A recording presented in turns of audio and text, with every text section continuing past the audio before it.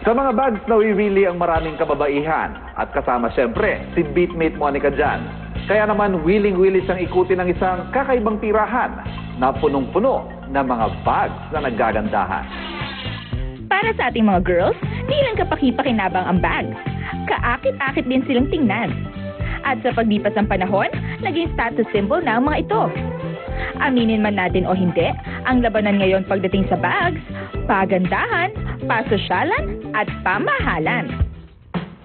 Kaya naman hindi na ako nabigla nang biglang lumitaw ang palasyong tulad nito, ang Lailani's House of Bags. Heaven na may tuturing para sa mga kababaihan, ang Lailani's House of Bags. Bakit? Tatlong palapag lang naman ito na punong-puno ng designer bags. Pagpasok ko pa lang, amoy na amoy ko na ang luxury. Feeling prinsesa ka talaga pag bumisita ka rito. Nagsimula bilang hobby ni Lailani ang pangongolekta ng bags, hanggang maisipan nilang mag-asawa na gawin itong business. Oo, nag-usap kami, nakatingin siya dun sa closet. Sabi niya, bakit hindi na lang yung bag mo yung ibenta mo? Sabi ko, yun. Na-develop yung concept na Lailani's House of Bags. Bukod sa brand new bags, may mga pre-owned designer bags din silang binibenta. At dahil second hand, mabibili ang mga ito sa mas murang halaga. Nandiyan ang Coach, Ferragamo, Louis Vuitton, Chanel, at Gucci. Pero syempre, pinakamabenta pa rin ang tinaguriang Holy Grail of bags. Eto na, kapag sinabing branded bags, sigurado ito ang top 1 sa mga babae. Ang LV. Tingnan mo naman, isang malaking array of display of LV bags yan. I have the feeling, Lailani, correct me if I'm wrong ito ang pinakamabili. Dito talaga ang pinakamabili. Sa inyo, ito ang pinakamabili. Kaya lahat ng kababaihan, nakaluwit ito. Correct. Tsaka pag ang mga collectors ng mga bags, mga babae, I noticed lang, nagsisimula sila sa love ng LV, mga Louis Vuitton bags, no? Dito talaga yung first love na, tapos nag-evolve lang doon sa ibang mga bags. So, pag LV bags, sabi ni Ms. Lailani, ito daw yung pinaka-mabenta talaga sa mga girls, yung monogram.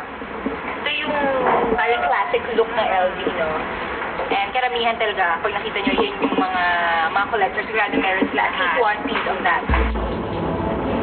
Ipinagmamalaki din nila ang mga kakaibang designer bags sila. Tulad na lang ng pre-owned Balenciaga bag na ito na nagkakahalaga ng tumataginting na 69,500 pesos. Ito namang Goyard bag na model 2009, mabibili mo sa halagang 70,000 pesos. To die for daw ang Marc Jacobs kilted bag na ito na mapapasa iyo sa halagang 79,500 pesos. At ang pinakabongga, ang pre-owned Hermes Birkin bag na mabibili sa halagang 230,000 pesos. Maramihan ng mga bags dito, si Lailani actually, nakakaiyak. Hindi ako sa electro. Ayan, ang dami. Kaya naman maglabasit ako ng capital. Let's go na. Let's go na. Ilang buwan pa lang ang House of Bags, pero ayon kay Lailani, mahigit 100 pieces na ang naibebenta nila. Pero ang surprising para sa akin, pati ang asawa ni Lailani, interesado na rin daw ngayon sa mga designer bags. Bakit kaya? Before, ang knowledge kasi natin, ng mga mag-asawa, before, na magandang investment is jewelries. Pero nung maipaliwanag ko sa kanila, ang jewelries kasi masyadong complicated. Isa pang dinarayo dito sa Lailani's House of Bags, ang kakaibang serbisyo nila. Sa mga hindi pa afford na bumili with cash, pwede niyong hulug-hulugan ng bag. Ito ang tinatawag nilang layaway option. Pwede mo rin isanla dito ang mga lumang bags mo. Ang presyo ng bag, depende sa kondisyon nito. Kaya naman binubusisi ng mag-asawa ang mga bags bago presyohan. At syempre, sinisigurado nilang authentic ang mga ito. Pero bukod sa bags, may iba't ibang cute and affordable accessories din na pwedeng pagpilian dito sa store. May mga sing-sing, headbands, bag keychains, at kung ano-ano pa. Ilan-ilan, kahit yung lip gloss na binibenta nila dito, korting bag. Namuyan bag. Tapos, lip gloss sa loob. O, diba? House of bags talaga siya. Ang galing. Ang dating pang forma, ngayon, pang negosyo na rin pala. Gaya nating mga girls, iba-iba rin ang personality ng mga bags. May simple, may magarbo, may mamahalin, at mayroon din namang affordable.